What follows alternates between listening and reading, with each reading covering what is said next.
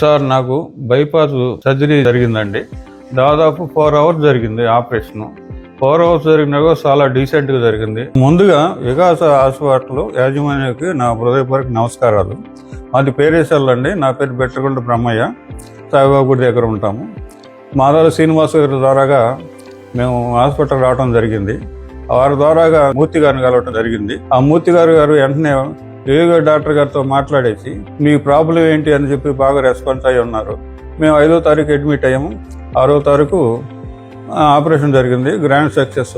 నిజంగా ఆయన అలాంటి డాక్టర్ కూడా మన వికాస్ హాస్పిటల్ యాజమాన్యానికి ఆయన వదులుకోకూడదని, అలాగే ఇక్కడ ఉన్న స్టాఫ్ కానీ, ట్రీట్మెంట్ కానీ, మంచి మర్యాదలు కానీ ఎలాంటి ఇబ్బంది జరగకుండా గ్రాండ్ సక్సెస్ చేసి నా ప్రాణం కాపాడినందుకు యాజమాన్యానికి నమస్కారం.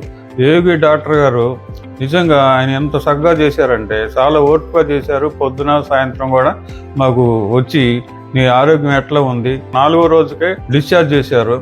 బాగా నాకు ఆరోగ్యం బ్రహ్మాండంగా ఉంది. అలాగే లాస్ట్గా ముఖ్యంగా యోగి డాక్టర్ గారు తీసుకున్న కేరు సామాన్యమైన విషయం కాదు.